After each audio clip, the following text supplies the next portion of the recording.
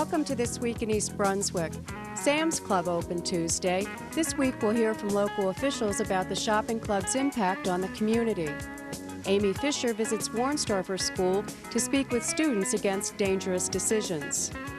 Peggy Ballister Howe shows how to fill in those troublesome cracks in the walkway with some woolly thyme. And greyhounds are the topic of discussion on Your Pet Doctor. But first, here's a look at programming next week on Channel 8. There will be no cablecast on Monday in observance of the Memorial Day holiday. Tuesday night, Paul Hansen explores investments with tax advantages on You and Your Money. That's at 7:30. At 8 o'clock, join Judith Lebline for Exercise the Right Choice. Wednesday night, Get Totally Toned with Lenore Kulik. That's on Look Great, Feel Great at 7. At 7:30, Superintendent of Schools Dr. John Kopko interviews Bound Monroe Principal Laura McMillan and teacher Gail Raby about Bound Monroe's educational partnership with the Melville Corporation. At 8 o'clock Wednesday night, Laura Ivan investigates the pros and cons of membership in a clique on 18 Growing Up in East Brunswick. A new edition of This Week in East Brunswick will be produced Thursday and shown at 7 and 8 o'clock. And at 7:30, Steve Sackman goes on location to the Trauma Center at Robert Wood Johnson University Hospital. At 8:30, hear East Brunswick's Young Musicians Concert, recorded last Sunday at the library. Check the Community Bulletin Board for additional programming and announcements of local events. Come on out to the Daisy Spring Fair, Central Jersey's biggest week-long party, May 31st to June 6th at the Middlesex County Fairgrounds in East Brunswick, New Jersey. Attractions all week include a circus, rides, food, car show, music by Shirley Reeves, Tommy Cash, William Lee Golden, and more. Free petting zoo, hot air balloons, and yes, fireworks. All to help our kids with special disabilities. So come on out to the Daisy Spring Fair, May 31st to June 6th at the Middlesex County Fairgrounds in East Brunswick, New Jersey. This past Tuesday, residents were joined by township officials in welcoming Walmart's Sam's Club to its Route 18 location at the East Brunswick Transportation Center. We spoke with Mayor Oskowski, Councilman Clark, and Councilman Zarnowski, who expressed their satisfaction about the members-only club and its benefit to the community. Well, first of all, ever since taking office in East Brunswick, I felt that the township should really look into revitalizing the whole Route 18 corridor. And because of that, it was important for us to improve properties all along Route 18.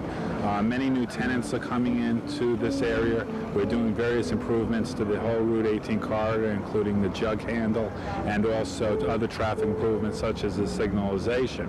One of the key parts is also bringing in new business. And many people don't know this, but this entire property is owned by the taxpayers of East Brunswick.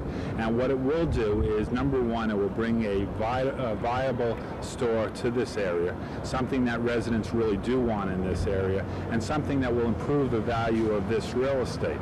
It will also bring in an additional rateable. That means extra taxes and therefore also a reduction in the amount of taxes that have to be picked up by the residents of East Brunswick. I'm looking forward to it because, as you could probably see behind me, it's something that's going to be very, very popular because residents will have a chance to shop at discounted prices. My understanding of the whole Sam's Warehouse type of retail program is that they're offering products at a very discounted type of arrangement, and it's something that the residents of East Brunswick could truly look forward to. Again, the major improvement to this property also helps. We had a dilapidated building prior to that probably was worth no more than in the neighborhood of about $4 to $6 million. And right now, with all the improvements that have gone out on this site, this property is worth probably in the neighborhood of $20 million. So when it comes time to sell this property, sometime in the year 2007 actually, the residents of East Brunswick are going to have a major piece of property to reduce various debt and various other items in the budget. For the past number of years, as many people are aware, we've been in a recession, and the business base of Route 18 has suffered because of that over the past number of years. Sam's Club has come into East Brunswick and has invested a large sum of money, approximately $4 million, to get this operation up and running. It's going to mean improving our tax base in next year's budget. It will mean more buying power for the residents of East Brunswick and much more competitive buying at that. So as a planning board member, I was very happy to approve this project, which completely rebuilt a building that the township owned and was in disrepair.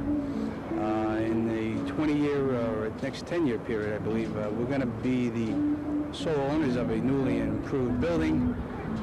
So the township as a whole will benefit from this project as we see it. What it will do in the short term is, first of all, create a lot of jobs for our residents. We're very happy to see in this type of environment with 9.1% unemployment, we're glad to see our residents get back to work in a place like Sam's.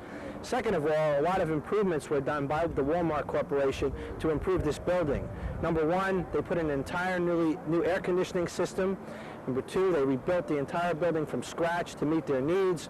And on the commuter side, they put in an entirely new commuter terminal, which was improved from what we had in the past, which will create more of a convenience for our commuters. They repaved the entire parking lot at their cost.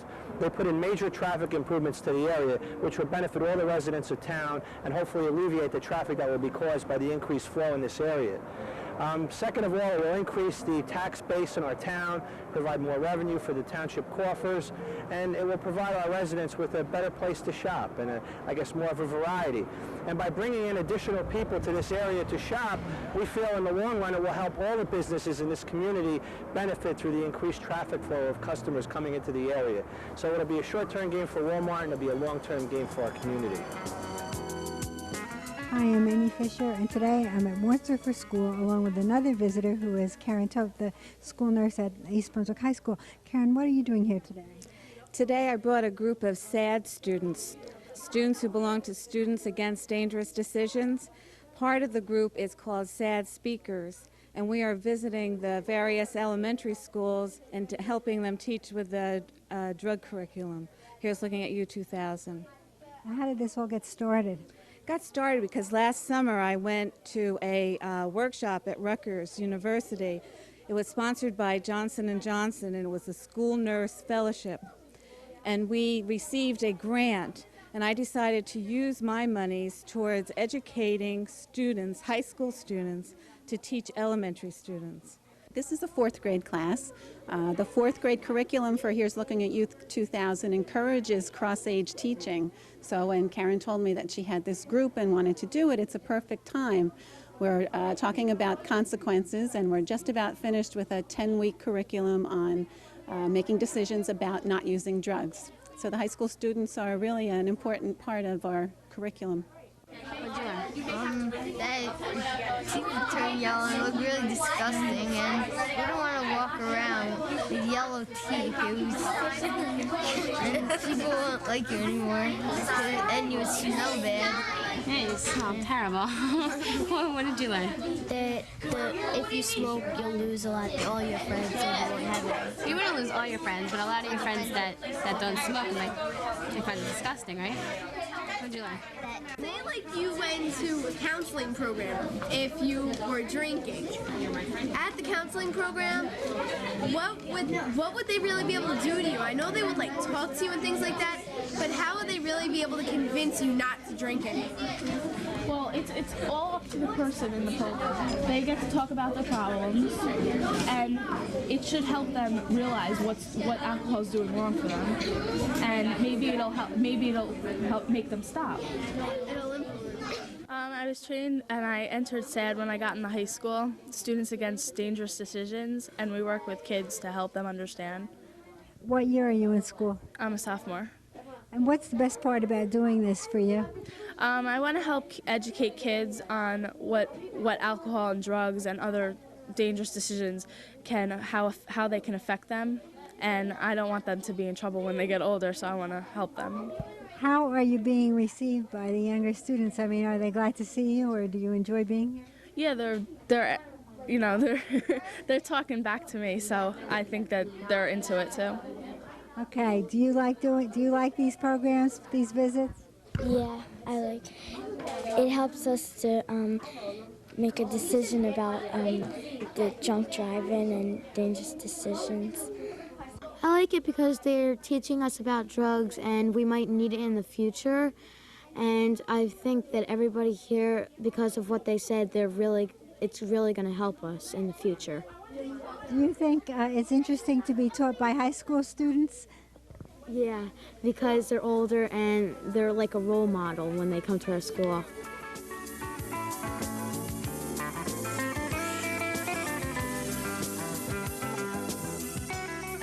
Welcome to Blooming Acres. We're sitting here in the only shady nook on the whole 9.5-acre farm, and it's right by my front door. Now, we've put in this pathway to lead up to the front door out of slates, and they're just sort of laid in the soil, and we tried to tuck them in as tightly as we can, but it's not always tight enough. We do get weeds between them, and it's not any fun to come out here and have to weed, so we were trying to come up with an alternative, and I think we have. There's this plant, it's a creeping thyme. It's actually called woolly thyme, and it has a really soft, fuzzy texture to it, and has a nice scent. You can smell it better if you break it and crush it in your fingers. And one of the nice things is that when you walk on it, it can take a little bit of foot traffic, is it sends up that scent as you walk. So what we're doing is trying to tighten up these slates even a little bit more and plant in between, and then the creeping thyme will spread out and fill in more of the gaps. Now, we want to tighten this one up. Just move it over a little bit. Now that also has the advantage, of course, that the other spaces will be smaller and there'll be less weeds. So we'll try to shove that one in as tight as we can. Let's see, maybe even move this one up a little bit.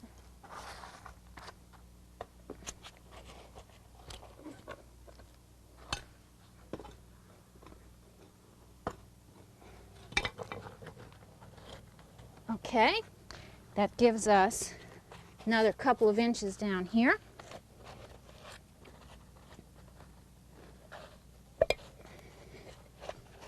Move this last one. And I think that gives us enough room to plant. So we'll dig right here. Now actually there's a fair amount of organic matter in here because we had lots of wood chips, and they sort of have decayed and loosened up, and they've been mixed in and they've loosened up the soil. We'll move that over there. There's a few grubs here. We'll have to save them for the chickens.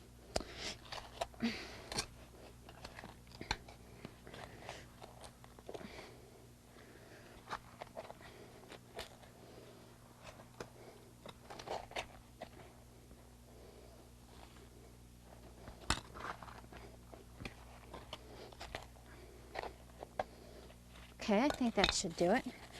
Pop this little baby out. Oh, not quite. Needs to be a little deeper.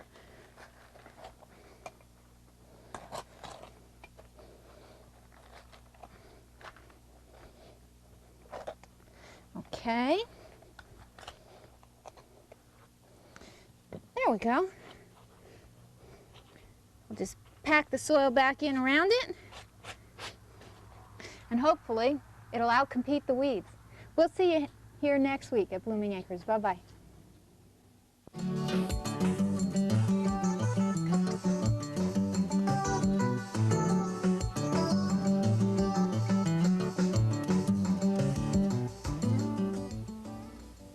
Hi, welcome back again to Your Pet Doctor. I'm Dolly Vasta, your host, and my co-host is... I'm Dr. Brian Johnson from the Cranberry Veterinary Hospital in East Brunswick. Yes, and we're going to begin a new two-part series today, a subject you and I have discussed many times, a subject I've always been very upset about, and I'm upset about a lot of things a lot of the time, concerning animals. But this is about the story of the Greyhound, and it really is a rather sad tale. Yes and no. Although we don't like to necessarily think that they're raised for racing, if we didn't give them that opportunity, they wouldn't exist.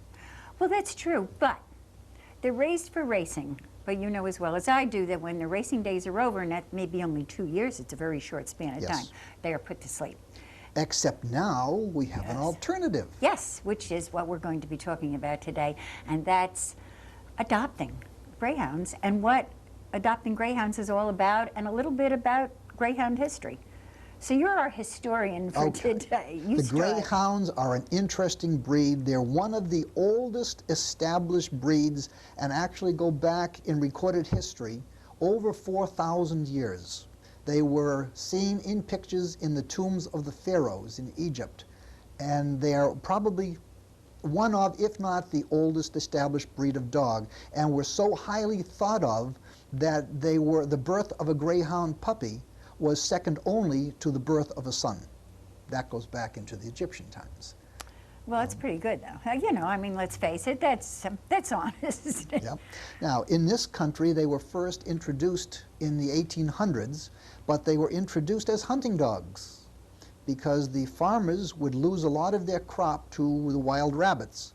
And the Greyhound, who has been clocked at over 40 miles an hour in a run. Which is pretty fast. Which is pretty fast. Figuring a human can barely go a third that. They would get rid of the rabbits, and they were first introduced as hunting dogs to control the rabbit population, and when people saw how fast they ran, that's when the racing developed. So it's not, they weren't originally raised as hunting dogs. They have not changed a great deal in 4,000 years. Now that they are used as racing dogs, we now have the opportunity to talk about what we're going to do after their racing days are over. That's right, and that's to adopt them, and they do make wonderful pets. They make nice pets. I guess there are certain limitations. The Greyhound, when it's adopted, they usually got to get adopted between 2 and 5 years of age. It's a dog that has not been exposed to a great deal of the normal things that we think about, so it's a training process. You don't want to just get a Greyhound, say, okay, here it is, it's a nice pet. It's not. It has to be worked on. It has no puppyhood, like no childhood. It has had no puppyhood. It is not housebroken, it's kennel broken. It's sad that it has no puppyhood. That's true, but that gives you the opportunity to give it that. And that's what people say who have adopted them, that they have enjoyed watching this transition. They will, you can see in an old dog that has maturity, the everyday things of learning how to play with a puppy, learning how to play with a ball or a toy, socializing, getting along. They are fairly good with people. They're not good as a guard dog because they do get along with people so well. Not only that, from what I understand, they have to learn to bark. They're not allowed to bark. Not allowed to bark, not allowed to sit. They have to do their duty, go to the bathroom outside in a given area. So you have to teach them how to go to the bathroom and how to do things. It's a learning procedure. They do make good pets, but it's a pet that you have to put some work into. But you know something? You have to put work into every pet. Yes, and maybe the best thing to do is to bring one on so that we can show people what they're like. It's a great idea. Think you can arrange that for us? Let's see if I can work that out for next week. Okay, that sounds very good. And with that thought, we'll say goodbye until next week. Take care. And have a good day, folks. Hi. As Memorial Day approaches, I bet you're wondering what the township has planned for its residents. Well, there's a little change over what we've been doing in recent years, and that is that the parade will not be held this year. We're going to return to an old tradition here in East Brunswick where we have the Memorial Day ceremony and a township picnic. The most important part of our plans, of course, has always been the observance, and with me is Karen Burke, the manager of recreation, who's going to tell us all about the ceremony. Karen, tell us about the ceremony and what we should expect this year. Okay, well, probably the most important thing is that we're celebrating on Sunday, May 30th, and the ceremony change from last year will be from last year at 3 o'clock, this year will be 1 o'clock, and that's very important for everybody to be there. And I've been working with the veterans since the fall, as you know. We work through the winter time to prepare for the ceremony. It's always a beautiful ceremony. Well, and I think that East Brunswick honors their veterans very highly, and we hold them in high esteem. So we've been working with the Jewish war veterans, and they're our host post this year. The AMVETS will be back. Let me think. The American Merchant Marines veterans will be there. That's a new group with us this year. Well, they came last year as a guest and now are organized fully in East Brunswick, and they will be a part of our ceremony on a permanent basis. They're in the rotation, so to speak. So it's 1 year you'll see them as host post. The VFW, who was our host post last year, they're involved. We will once again have the Chamber of Commerce, who's always very supportive, and of course East Brunswick Township. John Kish and the high school band will be there to help us facilitate the music and the marching music, et cetera, et cetera. Boy Scouts and Girl Scouts will be there to help us and assist the veterans in the ceremony, and then in the festivities afterwards that we'll get back to you about. What else? Well, I'm very happy to hear about the Boy Scouts and Girl Scouts. They've always been a part of the ceremony, but it seems like this year they're going to have a very active part. Very active part. They will have an honor guard. They will line the walkway to honor the veterans, and this is part of our educational process too. The Sea Cadets, again, hopefully will be returning and stand in honor guard also. So we really, I feel that we've been very responsible with regards to the ceremony, and it's also educational, and we encourage everyone to come on out, bring your kids out so that they understand why we have Memorial Day and the real reason for it. And really, quite frankly, folks, the real reason for Memorial Day is about our freedom. I think this is a real neat t-shirt, but it's about our freedom and how we got there, and we owe it to the vets. So hope to see you. Remember, May 30th, 1 o'clock at the flagpole at East Brunswick Municipal Complex. Well, thank you, Karen, for telling us about the very important part of our Memorial Day ceremony. And now I'm going to tell everybody about the fun part, because we do have a lot of fun planned. I have my traditional Memorial Day cap and my lucky Memorial Day earrings, which I wear at every event, and I know you really miss seeing them. Oh, I do. I tried to get in there with this shirt, Judy, but, you know, well, she's the boss, folks. What can I tell you? It's become a trademark. What can I say? We do have lots of fun planned. We want everyone to go first to the ceremony at 1 o'clock, and again, that's rain or shine at the flagpole area. At the flagpole. And right after there, I want you to be hungry and come out ready for fun, because we have a whole day planned from 2 to 5 at the Civic Center grounds around the pond. We are putting together a beautiful event for the whole family. It's an old-fashioned picnic, and we're going to be serving hot dogs and soda and different beverages and even ice cream for the kiddies, and that's all free. And that's going to be served from 2 to 4.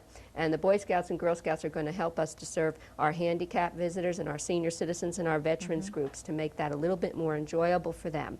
We want you to bring your lawn chairs and blankets and even your own coolers if you think your appetite's going to be really big that day, and be ready for a whole day of entertainment. Karen's staff has put together a really super lineup. We have the Daisy Jug Band that's going to do rockabilly music. It's going to rock the place all afternoon. We have the Deans of Harmony, their barbershop chorus. Continuous music all day, folks. All day. Continuous entertainment right here in East Brunswick. We're going to have children's activities all day long. There's going to be costumed characters. I hear rumors that there may be a purple thing walking around that's very popular with kids. And there's going to be other costumed characters. There's going to be a puppet show, and there's going to be a miniature train ride that you can get a free ride on. Also, WMGQ is going to be there, and they're going to broadcast live from the Civic Center. Now, every year we've had pretty good luck with the weather because I wear my lucky hat. But if not, if it rains, we're going to go down to the fairgrounds, and we're going to do that all under a tent.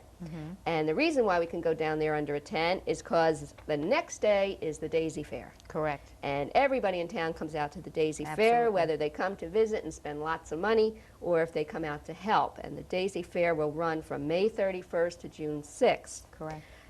The first night of the fair, on the 31st, there's fireworks, and that's all part with your admission. And that also still helps the Daisy program. Now, all weekend long, you get to go to the community beach for free. And this will be one of the last Memorial Day weekend at the community beach. That's correct. Because next year we have big plans for a family aquatic center. So we have lots for you to do here in East Brunswick. The weather's always beautiful. You don't need to drive and go far away when you can have a great day with us. Good old-fashioned picnic. Come out and meet your friends and make new friends and spend some time and enjoy the music and the day, and the kids will be taken care of. Right, and come out and see my hat. We hope you all come out. I'll wear my shirt, Judith. Okay, we're on. We'll see you then. Hi, I'm Ronnie Wisniewski. Hi, I'm Nikki Rick. We're here to invite you to the annual Daisy Spring Fair to benefit handicapped children.